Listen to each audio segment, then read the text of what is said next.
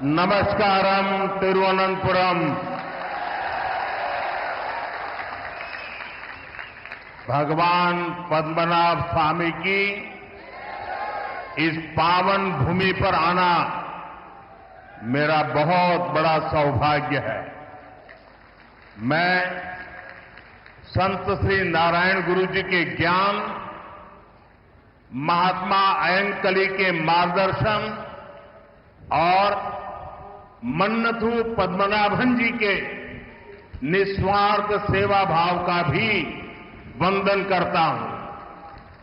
आज वसंत पंचमी सरस्वती पूजा का पावन पर्व भी है।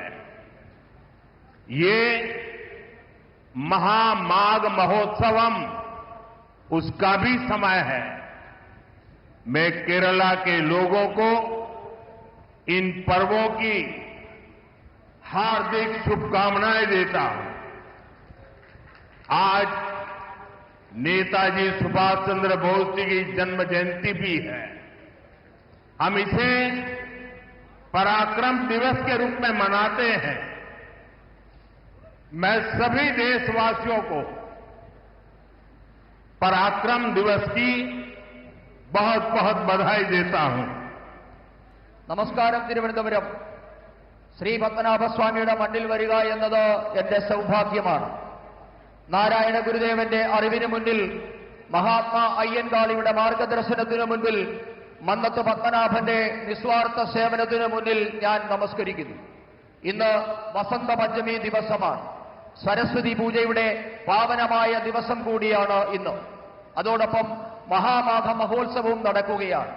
എല്ലാ മലയാളികൾക്കും ഈ മഹോത്സവങ്ങളുടെ എല്ലാ പേരിലുള്ള എല്ലാ നന്മകളും ഞാൻ നേരുകയാണ്.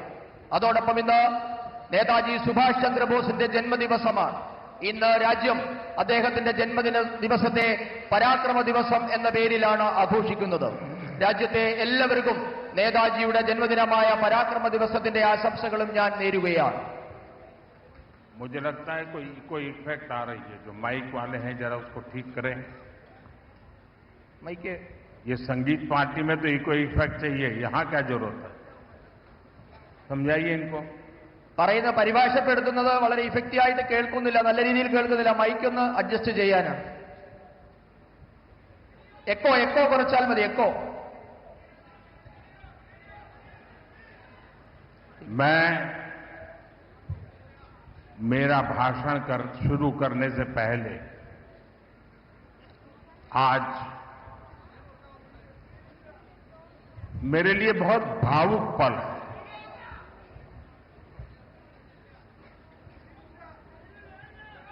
लाखों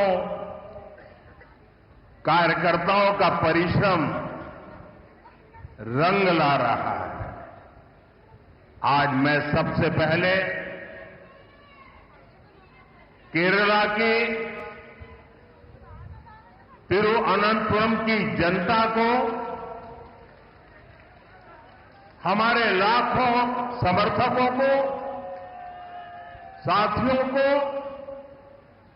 मेरा भाषण शुरू करने से पहले बहुत ही आदरपूर्वक नमन करना चाहता हूं। ഇന്ന് ഈ തിരുവനന്തപുരത്തെ ലക്ഷക്കണക്കിന് പ്രവർത്തകരുടെ ഏറെക്കാലത്തെ പ്രയത്നം നിറമണിഞ്ഞിരിക്കുകയാണ്.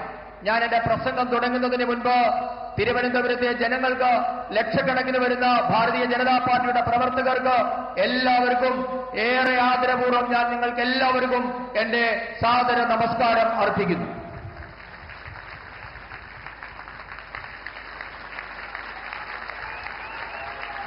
बोलो भारत माता की, बोलो भारत माता की, बोलो भारत माता की। जय जय नरेंद्र मोदी, जय जय नरेंद्र मोदी, जय जय बीजेपी।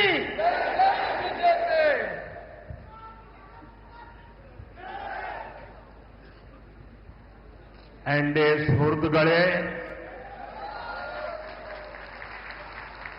मैं जब भी केरला आता हूं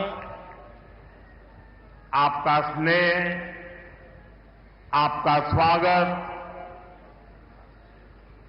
गर्मजोशी से भरा होता है और आज आपका उत्साह और भी स्पेशल है। आज मुझे यहां एक नई ऊर्जा दिख रही है। आज मुझे यहां एक नई होप दिख रही है। आपका ये जोश, ये विश्वास दिलाता है कि अब केरला में परिवर्तन होकर रहेगा। സുഹൃത്തുക്കളെ, और साथियों,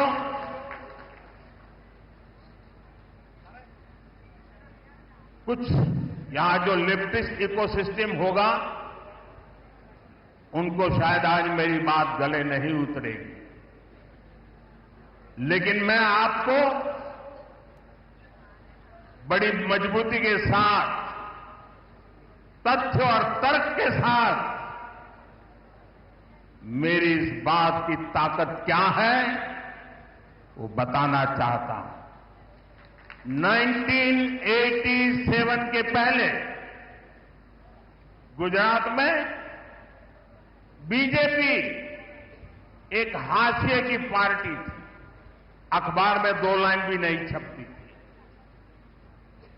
87 में पहली बार भाजपा ने अहमदाबाद म्युनिसिपल कॉरपोरेशन में विजय प्राप्त की, जैसे आज आपने तिरुवनंतपुरम में विजय प्राप्त की है।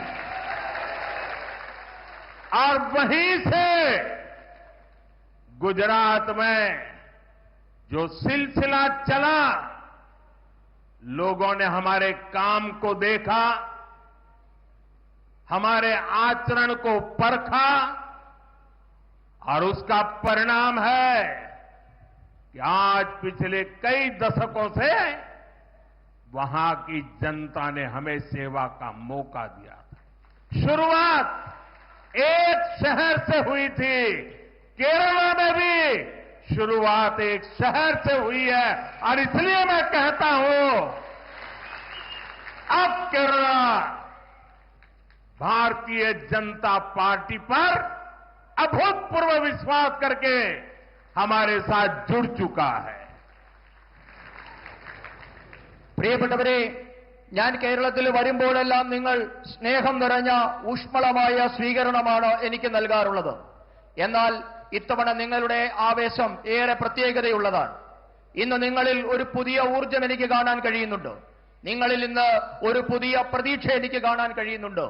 നിങ്ങളുടെ ഈ ആവേശം കാണുമ്പോൾ എനിക്കുറപ്പാണ് കേരളത്തിൽ ഇത്തവണ പരിവർത്തനമുണ്ടാകുക തന്നെ ചെയ്യുമെന്ന കാര്യം എനിക്കുറപ്പാണ്.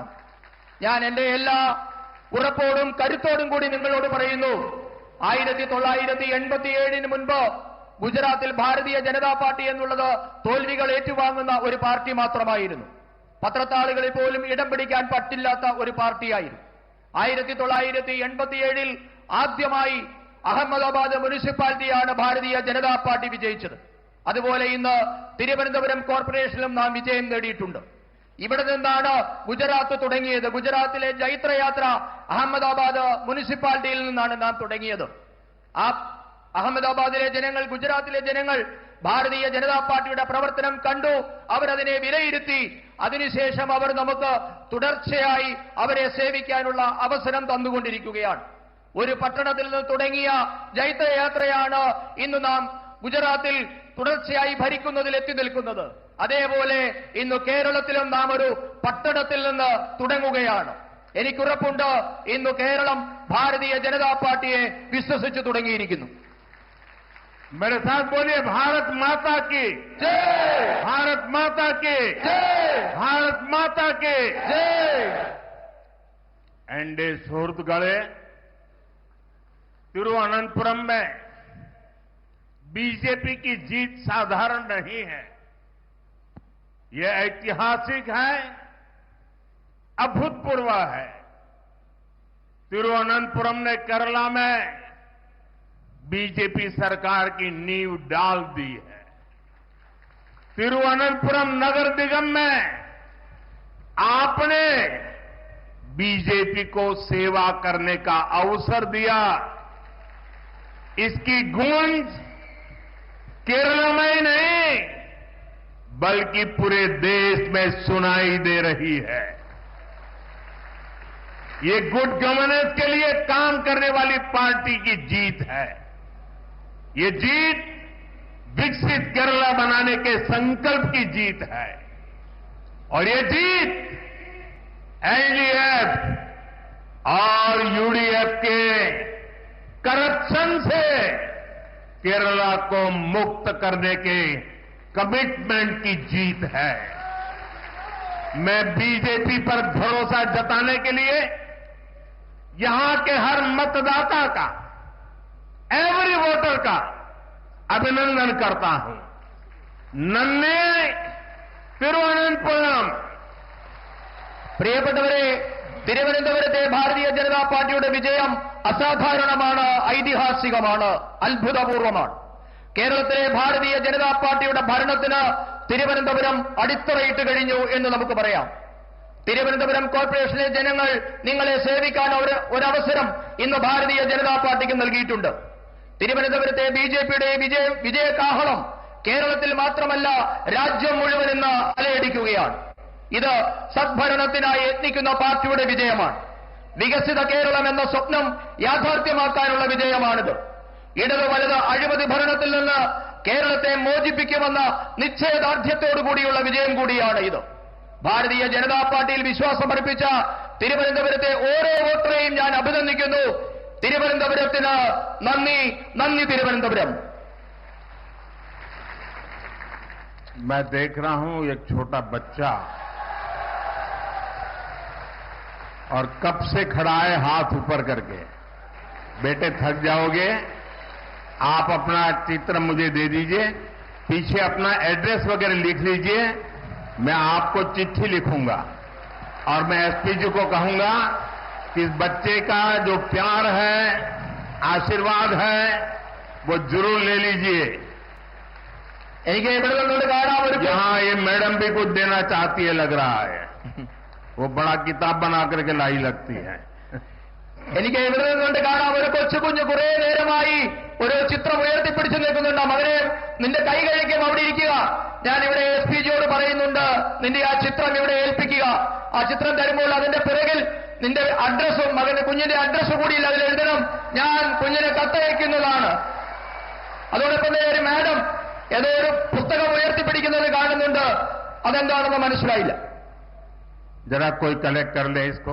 ആരെങ്കിലും അതൊന്ന് കളക്ട് ചെയ്യണം.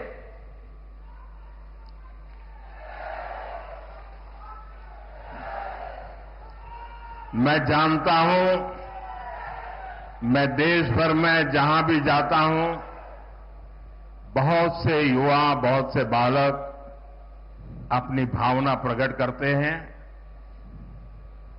और मैं जानता हूं कि इसके बाद कुछ मुझको विशेष प्रेम करने वाले लोग भांति भांति के रील बनाते हैं. कोई इसको प्री प्लान बड़ा ड्रामा है ऐसा कहते हैं. ये सारी गालियां मैं सुनता हूं. क्यों? क्योंकि मैं आपके प्यार को समझता हूं. इन छोटे छोटे बच्चों की भावनाओं को समझता हूं और इसलिए रील बनाने वालों की गालियां तो खाता रहूंगा, लेकिन अगर किसी बच्चे ने 2 दिन 3 दिन इस प्रकार से प्यार से मेहनत की है, मैं उसका अपमान नहीं कर सकता, मैं इसको दुखी नहीं कर सकता. रील जितने ही बनने हैं बन ले. जनता के प्रति मेरी जो जिम्मेवारी है और जनता का मेरे प्रति जो भाव है, वो इन रील से हजारों लाखों गुना अधिक ताकतवर है. ഞാൻ രാജ്യത്തെ എല്ലായിടത്തും പോകുന്നിടത്ത്, രാജ്യത്തെ വിവിധ പരിപാടിയിൽ പങ്കെടുക്കുന്നിടത്ത് എല്ലായിടത്തും യുവാക്കളും കുട്ടികളുമൊക്കെ അവരുടെ സ്നേഹം പല രീതിയിൽ പ്രകടിപ്പിക്കാറുണ്ട്. അവരുടെ സ്നേഹം ചിത്രങ്ങളായും പലവിധങ്ങളായ അവരുടെ ക്രിയേഷനായും ഒക്കെ എനിക്ക് കിട്ടാറുമുണ്ട്. പക്ഷേ അതിനെയൊക്കെ റീൽസിൽ കൂടിയൊക്കെ അപമാനിക്കുന്നവരും ഇതൊക്കെ ഡ്രാമയാണ് എന്ന് പറയുന്നവരുമൊക്കെ ഈ രാജ്യത്തുണ്ട്. അതൊക്കെ അവിടെ നടക്കട്ടെ. പക്ഷേ എന്നെ സ്നേഹിക്കുന്നവരോട്, എന്നെ വിശ്വസിക്കുന്നവരുടെ സ്നേഹത്തെ ഞാൻ ഉപേക്ഷിക്കാൻ ഞാൻ തയ്യാറല്ല. നിങ്ങൾ എത്ര റീൽസ് ഉണ്ടാക്കി അപമാനിക്കാൻ ശ്രമിച്ചാലും നിങ്ങളോട് പറയാനുള്ളത്, നിങ്ങൾ റീൽസ് ഉണ്ടാക്കിക്കൊള്ളൂ. അതിലും എത്രയോ 1000 മടങ്ങാണ് ഈ രാജ്യത്തെ ജനങ്ങൾ എനിക്ക് നൽകുന്ന സ്നേഹം. അവരോട് എനിക്ക് ഉത്തരവാദിത്വമുണ്ട്. അവരുടെ സ്നേഹത്തോട് 1000 മടങ്ങ് എനിക്ക് വിധേയത്വമുണ്ട്. साथियों, तिरुवनंतपुरम के साथ दशकों से एलडीएफ और यूडीएफ ने बहुत अन्याय किया है.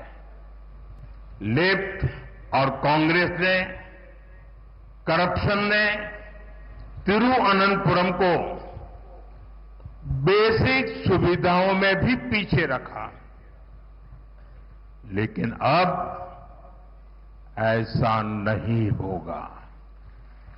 यहां बीजेपी की हमारी टीम ने विकसित तिरुवनंतपुरम के विजन पर काम करना शुरू कर दिया है. मैं तिरुवनंतपुरम की जनता से कहूंगा, आप विश्वास रखिए.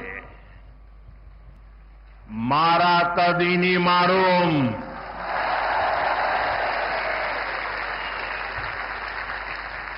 जो अब तक नहीं बदला वो अब बदलेगा.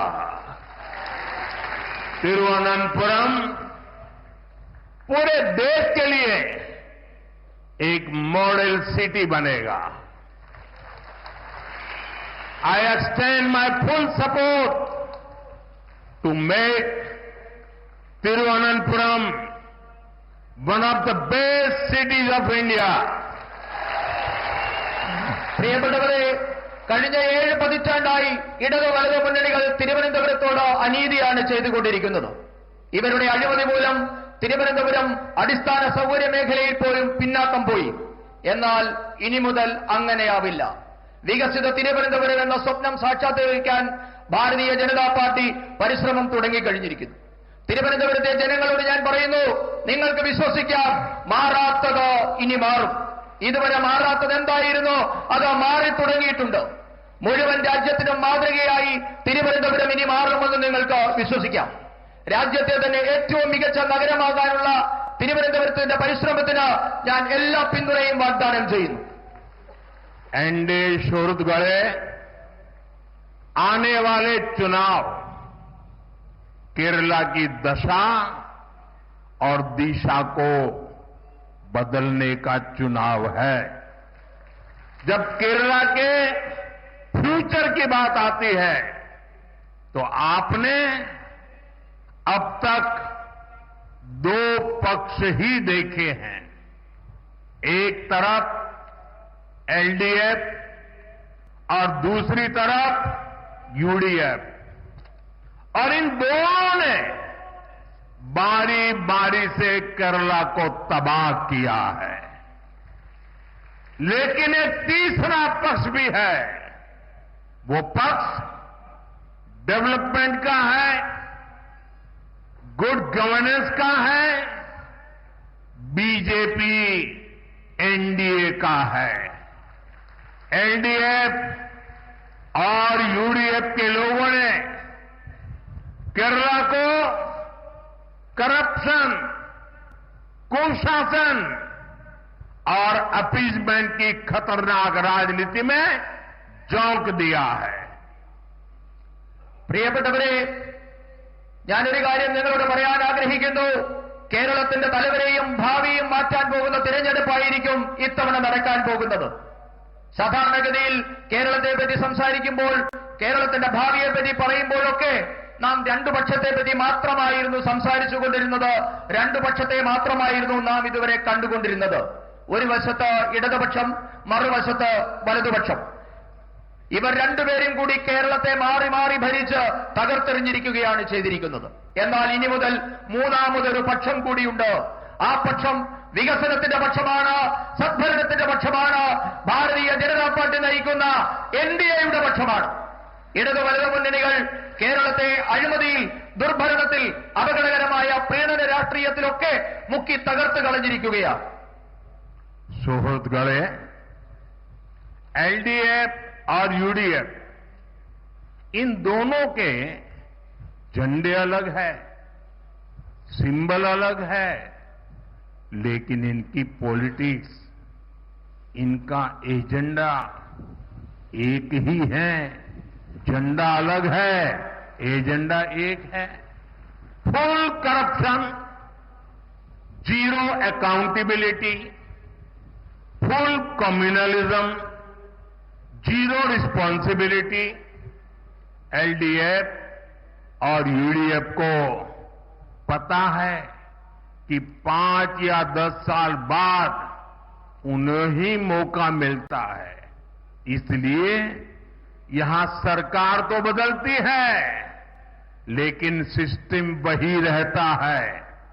अब आपको सही मायने में नई सरकार बनानी है.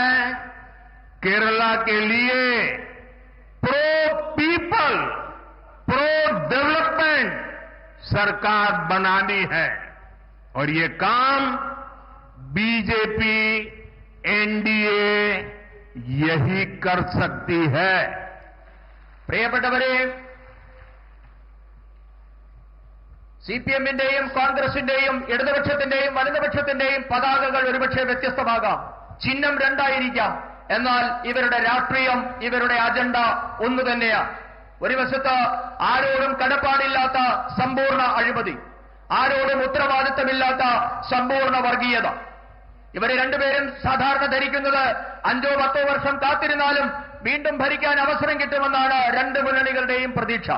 അതുകൊണ്ടാണ് നാളിതുവരെ നമ്മുടെ സംസ്ഥാനത്ത് ഭരണം മാറിയെങ്കിലും സംവിധാനം ഒന്നു തന്നെയായി ഇവിടെ നിലനിൽക്കുന്നത്.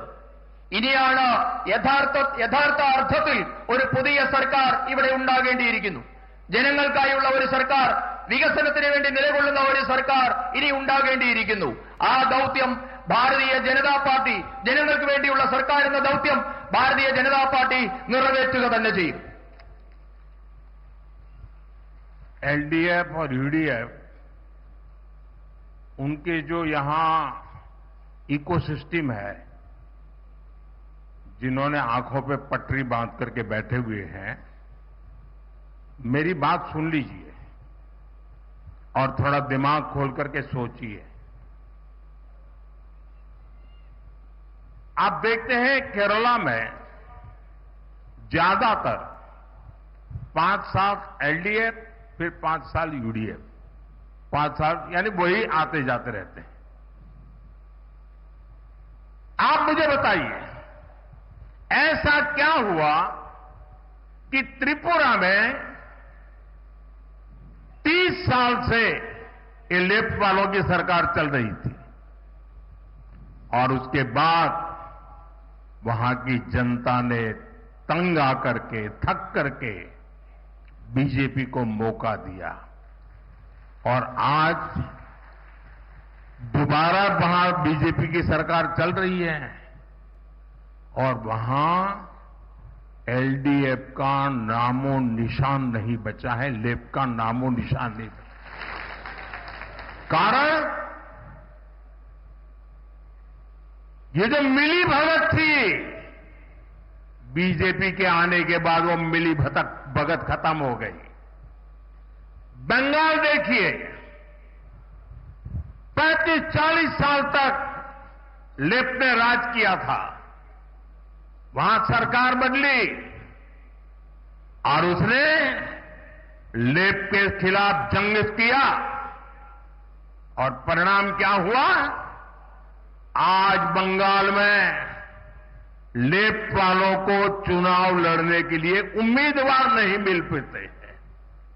लेकिन केरल में ऐसा नहीं होता है, इसलिए क्योंकि दोनों की मिलीभगत है.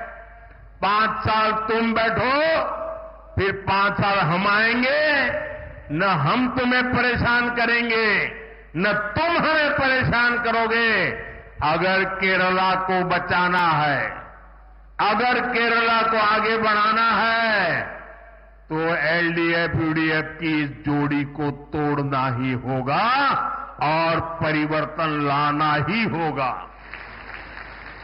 നമ്മുടെ സംസ്ഥാനത്ത് ഞാൻ പറഞ്ഞു ഭരണം മാറുന്നുണ്ടെങ്കിലും എക്കോസിസ്റ്റം ഇടതുപക്ഷത്തിന്റെയും വലതുപക്ഷത്തിന്റെയും ഇവിടെ നിലനിൽക്കുകയാണ്. കേരളത്തിലെ ജനങ്ങളോട് എനിക്ക് അഭ്യർത്ഥിക്കാനുള്ളത് ബുദ്ധി ഉപയോഗിച്ച് അല്പം കൂടി ചിന്തിക്കണമെന്നാണ് എനിക്ക് അഭ്യർത്ഥിക്കാനുള്ളത്. കേരളത്തിൽ 5 വർഷം ഇടതുപക്ഷം 5 വർഷം വലതുപക്ഷം എന്ന രീതിയിലാണ് ഭരണം നടക്കുന്നത്. നിങ്ങൾ എന്നോട് പറയൂ, എന്തുകൊണ്ടാണ് ഇങ്ങനെ സംഭവിക്കുന്നത്? നമുക്ക് ത്രിപുരയിലെ ഉദാഹരണം എടുക്കാം. ത്രിപുരയിൽ 30 വർഷമാണ് ഇടതുപക്ഷ സർക്കാർ ഭരിച്ചത്. അതിനുശേഷം അവിടെ ജനങ്ങൾ മാറി ചിന്തിച്ചു. ഭാരതീയ ജനതാ പാർട്ടിക്ക് ഒരു അവസരം നൽകി. ഇന്ന് തുടർച്ചയായി 2ാം തവണയും ഭാരതീയ ജനതാ പാർട്ടി ത്രിപുര ഭരിക്കുകയാണ്. ഇന്നവിടെ LDFനെ പേരിന് പോലും കാണാൻ കിട്ടുന്നില്ല. കാരണം ഭാരതീയ ജനതാ പാർട്ടി വന്നാൽ ഇവരുടെ അഴിമതിയും ഐക്യവും നടക്കില്ല എന്ന് അവർക്ക് മനസ്സിലായിട്ടുണ്ട്. ബംഗാളിന്റെ ഉദാഹരണം എടുത്താൽ 35-40 വർഷക്കാലം ബംഗാൾ ഇടതുമുന്നണിയാണ് ഭരിച്ചുകൊണ്ടിരുന്നത്. ഇന്ന് സർക്കാർ മാറി ഇടതുപക്ഷത്തിനെതിരെ സമരം ചെയ്ത് ഇന്ന് അവിടെ പുതിയൊരു സർക്കാർ ഉണ്ടായിരിക്കുന്നു. പക്ഷേ അവിടുത്തെ ഇടതുപക്ഷത്തിന്റെ അവസ്ഥ എന്താണ്? ഇന്ന് ഇടതുപക്ഷത്തിന്റെ ടിക്കറ്റിൽ മത്സരിക്കാൻ ഒരു സ്ഥാനാർത്ഥിയെ പോലും കിട്ടുന്നില്ല എന്നതാണ് ഇടതുപക്ഷത്തിന്റെ അവസ്ഥ. ഇതെന്തുകൊണ്ടാണ് കേരളത്തിൽ സംഭവിക്കാത്തത് എന്ന് നിങ്ങൾ ചിന്തിക്കണം. കാരണം ഇവർ രണ്ടുപേരും തമ്മിലുള്ള അഡ്ജസ്റ്റ്മെന്റ് രാഷ്ട്രീയമാണ്, വിട്ടുവീഴ്ച രാഷ്ട്രീയമാണ്, ഐക്യമാണ് ഇതിന് കാരണം. ഞാൻ നിങ്ങളോട് പറയുന്നു, കേരളത്തെ രക്ഷിക്കണമെങ്കിൽ, കേരളം രക്ഷപ്പെടണമെങ്കിൽ ഈ ഇടതു വലതു മുന്നണിയുടെ കൂട്ടുകക്ഷി ഭരണം, ഇവരുടെ ഐക്യത്തോടു കൂടിയുള്ള അഡ്ജസ്റ്റ്മെന്റ് ഭരണം അവസാനിപ്പിക്കണം. കാരണം ഒരാൾ പറയുന്നു, ഞാൻ ഭരണത്തിൽ വന്നാൽ നിങ്ങളെ ബുദ്ധിമുട്ടിക്കില്ല, നിങ്ങൾ ഭരണത്തിൽ വന്നാൽ ഞങ്ങളെയും ബുദ്ധിമുട്ടിക്കരുത് എന്ന തരത്തിലുള്ള അഡ്ജസ്റ്റ്മെന്റ് ഭരണം അവസാനിപ്പിച്ചെങ്കിൽ മാത്രമേ കേരളം മുൻപോട്ടേക്ക് പോവുകയുള്ളൂ, കേരളം രക്ഷപ്പെടുകയുള്ളൂ. एनडीए സുഹൃത്തുക്കളെ, बीजेपी स्टेट के विकास से देश के विकास का मंत्र लेकर चलती है. इसलिए हम केरला के विकास को प्राथमिकता देते हैं. लेकिन एलडीएफ केरला के विकास की दुश्मन बनी हुई है. एलडीएफ अपनी ताकत यहां केंद्र सरकार की योजनाओं को रोकने में लगी है. एलडीएफ केरला में पीएम आवास योजना अर्बन का नेक्स्ट फेज लागू नहीं कर रही. जहां हर घर तक नल पहुंचाने की स्कीम में देरी की जा रही है. एलडीएफ सरकार नहीं चाहती कि गरीबों के बच्चे भी पीएमसी जैसे आधुनिक स्कूलों में पढ़ाई करें. यहां की राज्य सरकार इस योजना के लाभ से केरला के स्टूडेंट्स को दूर रख रहे हुए हैं. ऐसी गरीब विरोधी एलडीएफ सरकार को सबक सिखाना बहुत जरूरी है. പ്രിയപ്പെട്ടവരെ, സംസ്ഥാനങ്ങളുടെ വികസനത്തിൽ കൂടി മാത്രമേ രാജ്യത്തിന്റെ വികസനം സാധ്യമാകൂ എന്ന മന്ത്രവുമായാണ് ഭാരതീയ ജനതാ പാർട്ടി ഇന്ന് പ്രവർത്തിക്കുന്നത്. അതിനാൽ തന്നെ കേരളത്തിന്റെ വികസനത്തിന് ഭാരതീയ ജനതാ പാർട്ടി വലിയ പ്രാധാന്യമാണ് നൽകുന്നത്. അതേസമയം കേരളം ഭരിക്കുന്ന LDF ഇന്ന് വികസനത്തിന്റെ ശത്രുവായി മാറിയിരിക്കുന്നു. ഇന്ന് LDF സർക്കാർ അവരുടെ എല്ലാ ശക്തിയും കഴിവും വിനിയോഗിക്കുന്നത് കേന്ദ്ര പദ്ധതികളുടെ നേട്ടം കേരളത്തിലെ സാധാരണക്കാർക്ക് നൽകാതിരിക്കുന്നതിന് വേണ്ടിയാണ് അവരെല്ലാ ശക്തിയും കഴിവും വിനിയോഗിക്കുന്നത്. കേരളത്തിലെ നഗരങ്ങളിൽ പ്രധാനമന്ത്രി ആവാസ് യോജനയുടെ അടുത്ത ഘട്ടം, 2ാം ഘട്ടം LDF സർക്കാർ നടപ്പാക്കാൻ തയ്യാറാകുന്നില്ല. എല്ലാ വീടുകളിലും പൈപ്പുകളിൽ കൂടി ശുദ്ധജലം എത്തിക്കുന്ന പദ്ധതിയും ഇവിടെ ഇന്ന് നിലച്ചിരിക്കുകയാണ്. PM ശ്രീ പദ്ധതിയുടെ കീഴിൽ വരുന്ന ആധുനികമായ സ്കൂളുകളിൽ സാധാരണക്കാരുടെ മക്കൾ പഠിക്കേണ്ടതില്ല എന്നതാണ് ഇടത് സർക്കാരിന്റെ നയം. ഈ പദ്ധതിയുടെ നേട്ടങ്ങളിൽ നിന്ന് സംസ്ഥാന സർക്കാർ കേരളത്തിലെ ജനങ്ങളിൽ ഈ പദ്ധതിയുടെ നേട്ടങ്ങൾ സംസ്ഥാന സർക്കാർ കേരളത്തിലെ വിദ്യാർത്ഥികൾക്ക് നിഷേധിക്കുകയാണ്. ഇങ്ങനെ സാധാരണക്കാരുടെ ശത്രുവായി മാറിയ ഇടത് സർക്കാരിനെ ഒരു പാഠം പഠിപ്പിക്കേണ്ടത് അത്യാവശ്യമാണ്. സുഹൃത്തുക്കളെ, बीजेपी एनडीए की केंद्र सरकार गरीब का जीवन बेहतर बनाने में जुटी है. इसका एक और उदाहरण हमारे शहरों में रेहड़ी, ठेले, फुटपाथ पर काम करने वाले हमारे भाई बहन हैं। हमने इन्हें आर्थिक मदद देने के लिए पीएम स्वनिधि योजना बनाई। केरला सहित देश के लाखों ऐसे साथियों को पहली बार बैंकों से मदद मिलनी शुरू हुई। अब एनडीए की केंद्र सरकार ने एक और बड़ा कदम उठाया है।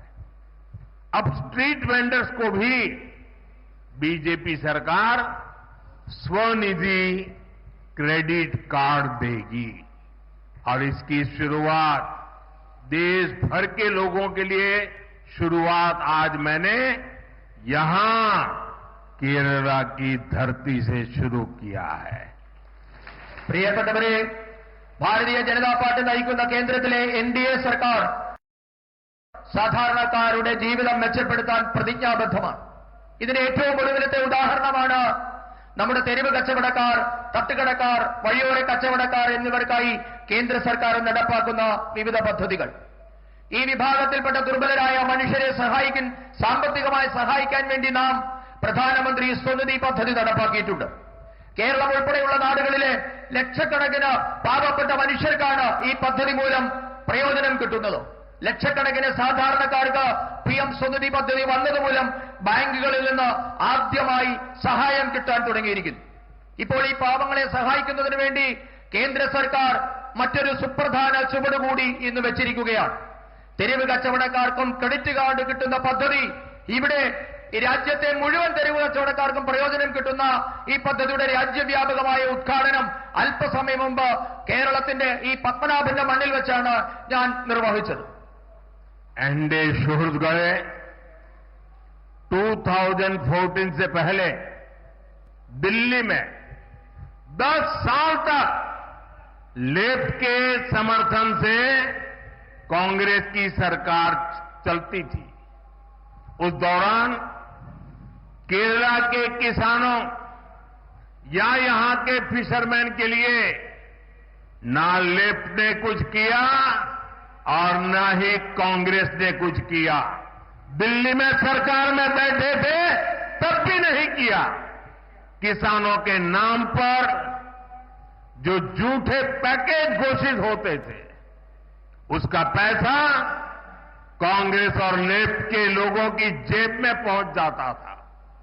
किसान का पैसा किसान को मिले, इसके लिए एनडीए की केंद्र सरकार ने पीएम किसान निधि शुरू की।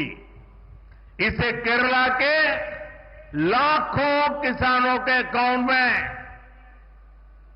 13,000 करोड़ 13,000 करोड़ रुपए सीधे मेरे केरल के किसान भाई बहनों के खाते में जमा हुए हैं।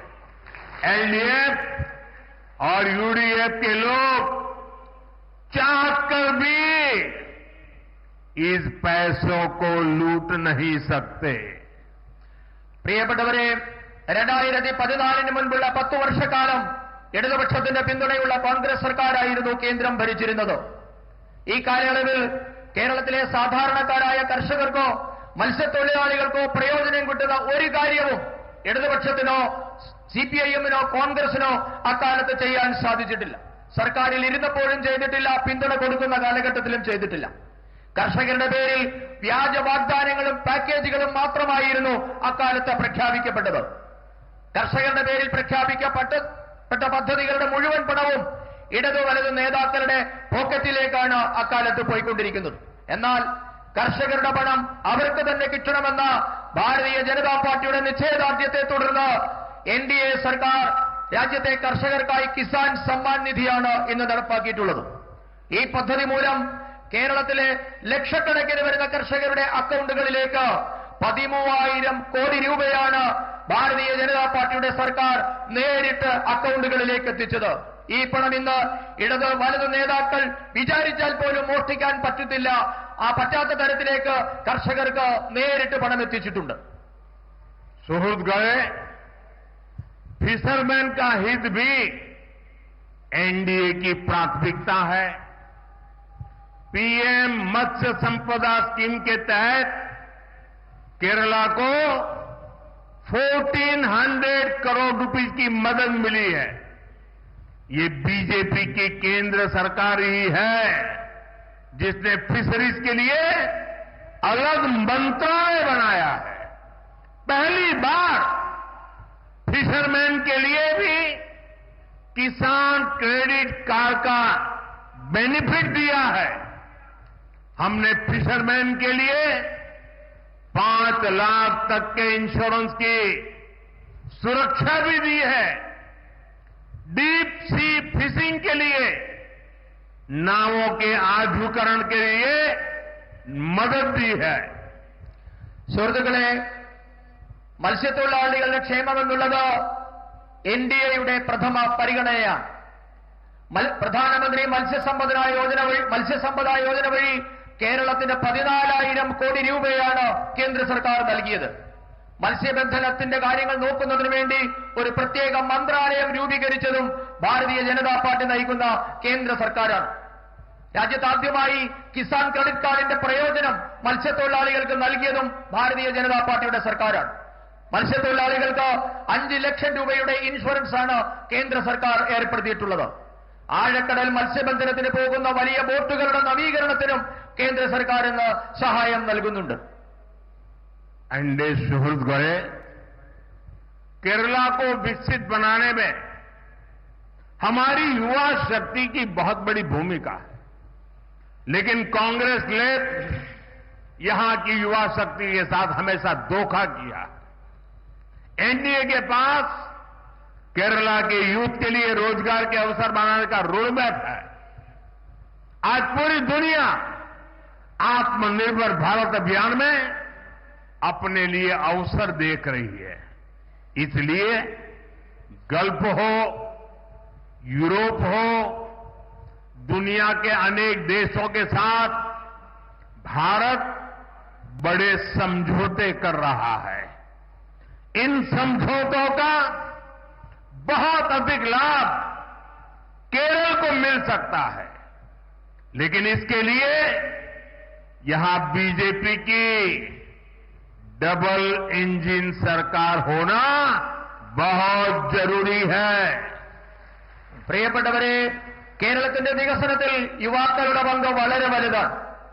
എന്നാൽ കേരളത്തെ മാറി മാറി ഭരിച്ച 2 മുന്നണികളും കേരളത്തിലെ യുവാക്കളോട് വഞ്ചനയാണ് കാണിച്ചിട്ടുള്ളത്. കേരളത്തിലെ യുവാക്കൾക്ക് തൊഴിലവസരം സൃഷ്ടിക്കാനുള്ള കർമ്മ പദ്ധതി എൻഡിഎയുടെ പക്കലുണ്ട്. ഭാരതം നടപ്പാക്കിയ ആത്മനിർഭർ പദ്ധതിയിൽ അവസരം കിട്ടുമോ എന്ന് ഇന്ന് ലോകം മുഴുവൻ ഉറ്റുനോക്കുകയാണ്. ലോകത്തിലെ വിവിധ രാജ്യങ്ങളുമായി, അത് മധ്യേഷ്യയിലെ ഗൾഫ് രാജ്യങ്ങളാകട്ടെ, യൂറോപ്പ് ആകട്ടെ, അവരുമായൊക്കെ നയതന്ത്ര ബന്ധങ്ങളിലൂടെ ഭാരതം ഇന്ന് വലിയ വലിയ കരാറുകളിൽ ഒപ്പിടുകയാണ്. ഈ കരാറുകളുടെ ഒക്കെ ഗുണം കേരളത്തിനും കിട്ടേണ്ടതാണ്. പക്ഷേ അത് സാധ്യമാകണമെങ്കിൽ കേരളത്തിലും ഒരു ഇരട്ട എഞ്ചിൻ സർക്കാർ ഉണ്ടാകേണ്ടത് വളരെ വളരെ അത്യാവശ്യമാണ്. सुहृदगणे, आधुनिक इंफ्रास्ट्रक्चर का निर्माण रोजगार का बहुत बड़ा माध्यम है। एलडीएफ हो या फिर कांग्रेस, ये इंफ्रास्ट्रक्चर नहीं बनाते, ये सिर्फ बड़े बड़े घोटाले करते हैं। लेकिन बीजेपी इंफ्रास्ट्रक्चर निर्माण से रोजगार निर्माण के विजन पर काम करती है। बीजेपी सरकार के प्रयासों के वजह से ही आज पूरे केरला में के रेल नेटवर्क का इलेक्ट्रिफिकेशन हो चुका है। आज यहां 3 वंदे भारत ट्रेनें चल रही है। थोड़ी देर पहले ही अनेक नई अमृत भारत एक्सप्रेस ट्रेनें भी शुरू की गई है. സുഹൃത്തുക്കളെ, ആധുനിക അടിസ്ഥാന സൗകര്യ വികസനം എന്നുള്ളത് തൊഴിൽ കിട്ടുന്നതിന് വലിയ ഘടകമാണ്. പക്ഷേ ഇടതാകട്ടെ വലതാകട്ടെ കേരളത്തിന്റെ അടിസ്ഥാന സൗകര്യ വികസനം നടപ്പാക്കുന്നതിൽ ഒരു ശ്രദ്ധയും കാണിച്ചിട്ടില്ല. പകരം വലിയ വലിയ അഴിമതികളാണ് അവർ ചെയ്തുകൊണ്ടിരുന്നത്. എന്നാൽ ഭാരതീയ ജനതാ പാർട്ടി ആകട്ടെ അടിസ്ഥാന സൗകര്യ നിർമ്മാണത്തിലൂടെ ലക്ഷക്കണക്കിന് തൊഴിലവസരങ്ങളാണ് സൃഷ്ടിക്കുന്നത്. ഭാരതീയ ജനതാ പാർട്ടി നയിക്കുന്ന കേന്ദ്ര സർക്കാരിന്റെ ഈ നയം കാരണം ഇന്ന് കേരളത്തിലെ എല്ലാ റെയിൽവേ ലൈനുകളും വൈദ്യുതീകരിക്കപ്പെട്ടിട്ടുണ്ട്. ഇന്ന് 3 വന്ദേ ഭാരത് ട്രെയിനുകൾ കേരളത്തിൽ കൂടി ഓടുന്നുണ്ട്. അല്പസമയം മുൻപ് നിരവധി അമൃത ഭാരത് ട്രെയിനുകളാണ് കേരളത്തിൽ കൂടി ഓടുന്നതിന് തുടക്കം കുറിച്ചിട്ടുള്ളത്.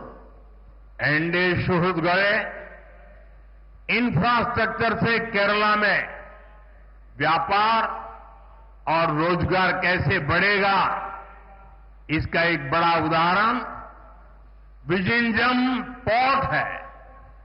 जब मुझे इस पोर्ट का लोकार्पण करने का अवसर मिला, उसके 6 मंथ्स में ही 6 महीने में ही करीब 150 वेसल्स और 3 लाख कंटेनर्स को इस पोर्ट पर हैंडल किया गया है. यानी ज्यादा लोगों को रोजगार मिला है और केरला की ट्रेड कैपेसिटी को भी मजबूती मिली है. പ്രിയപ്പെട്ടവരെ, അടിസ്ഥാന സൗകര്യ വികസനത്തിലൂടെ കേരളത്തിന്റെ തൊഴിൽ മേഖല എങ്ങനെ വളരും എന്നതിന്റെ വലിയ ഉദാഹരണമാണ് വിഴിഞ്ഞം തുറമുഖ പദ്ധതി. എനിക്കാണ് വിഴിഞ്ഞം തുറമുഖ പദ്ധതി രാഷ്ട്രത്തിന് സമർപ്പിക്കാനുള്ള അവസരം കിട്ടിയത്. രാഷ്ട്രത്തിന് വിഴിഞ്ഞം സമർപ്പിച്ചത് 6 മാസത്തിന് ശേഷം വിഴിഞ്ഞത്ത് 150ഓളം വലിയ കപ്പലുകൾ, മദർ ഷിപ്പുകളും 3 ലക്ഷം കണ്ടെയ്നറുകളുമാണ് വിഴിഞ്ഞം തുറമുഖം വഴി കൈകാര്യം ചെയ്യപ്പെട്ടത്. കൂടുതൽ ആൾക്കാർക്ക് തൊഴിൽ കിട്ടുന്നതോടെ കേരളത്തിന്റെ വ്യാപാര രംഗത്തിന് വലിയ കരുത്തുണ്ടാകും. एनडीए शुरू गए करप्शन ने केरला के डेवलपमेंट पर ब्रेक लगा दी है. एलडीएफ के राज में बैंकों में भी सेविंग सुरक्षित नहीं है. यहां जो कोऑपरेटिव बैंक स्कैम हुआ, इसमें गरीबों और मिडिल क्लास का पैसा लूटा गया है. किसी ने बच्चों की पढ़ाई के लिए, किसी ने बिटिया की शादी के लिए पैसे जमा कर रखा था, लेकिन लेफ्ट और कांग्रेस के लोगों ने वो भी लूट लिया. ऐसे लोगों को कड़ी सजा देना जरूरी है. आप एक बार बीजेपी को मौका दीजिए.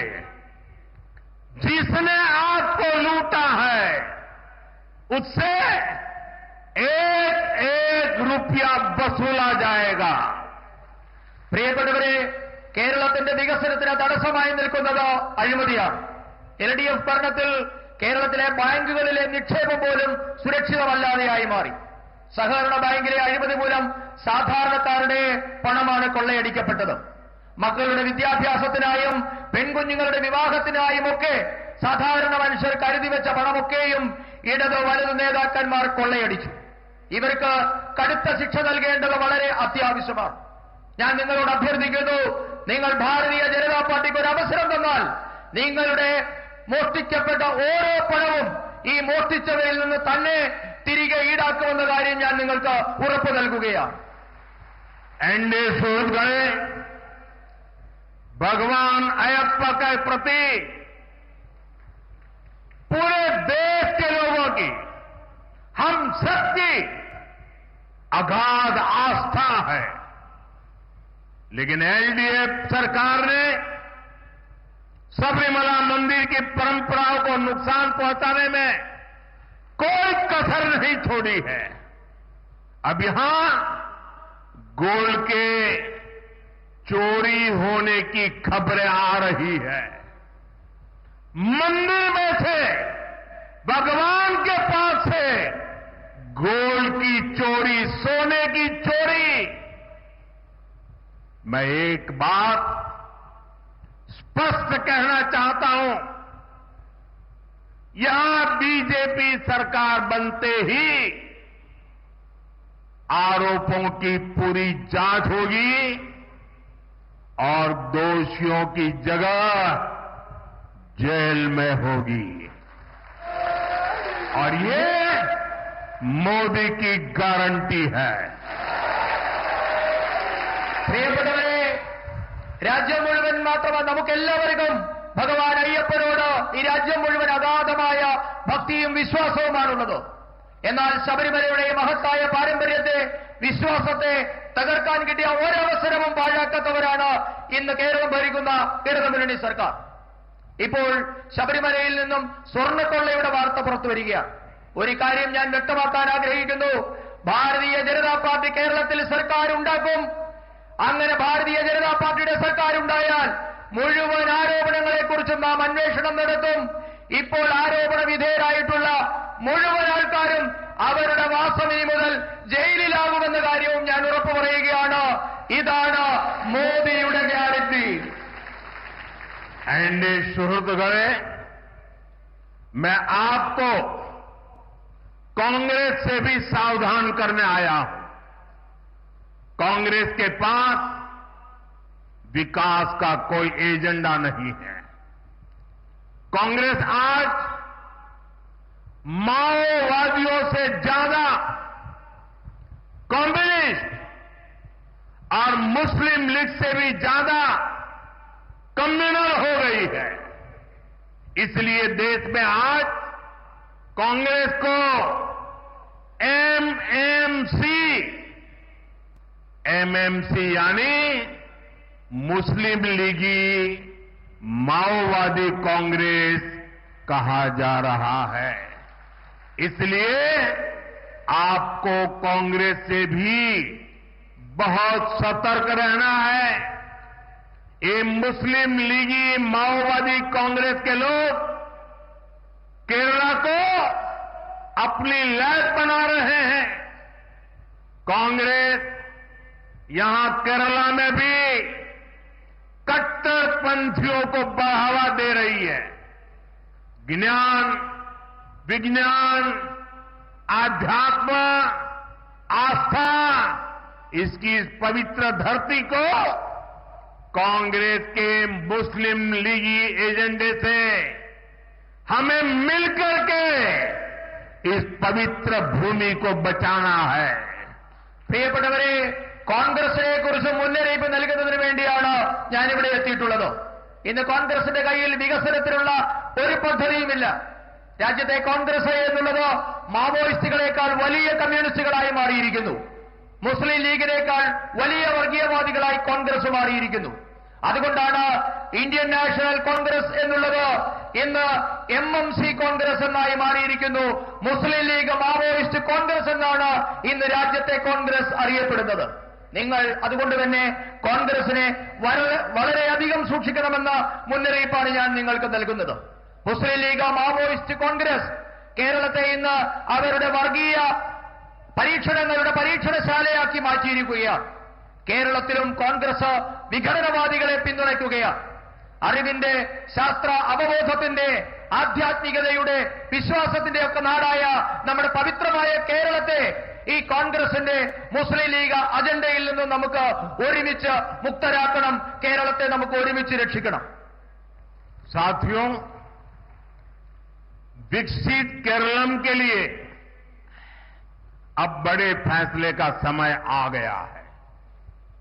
अब केरला को नई पॉलिटिक्स चाहिए.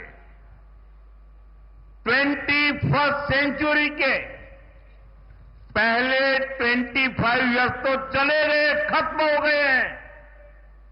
आने वाले 25 इयर्स के इसमें केरला को विकसित बनाने के लिए अब बीजेपी को डिसाइसिव मैंडेट चाहिए.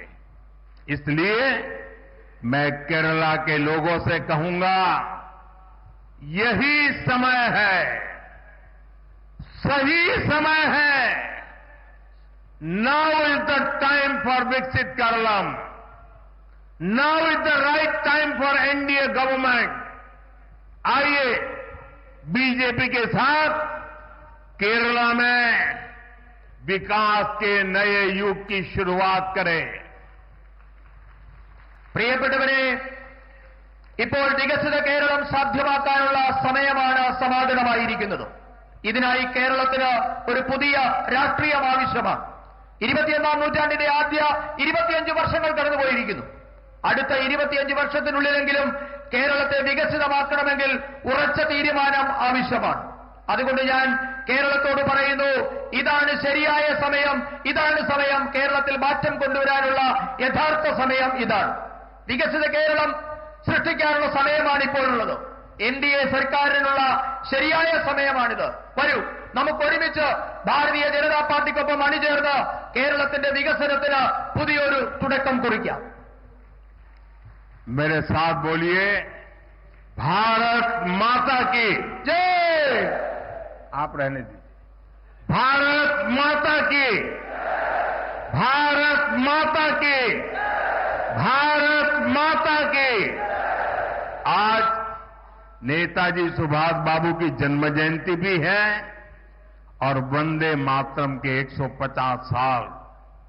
मेरे साथ बोलिए, वंदे वंदे वंदे वंदे वंदे वंदे वंदे वंदे वंदे. बहुत बहुत धन्यवाद.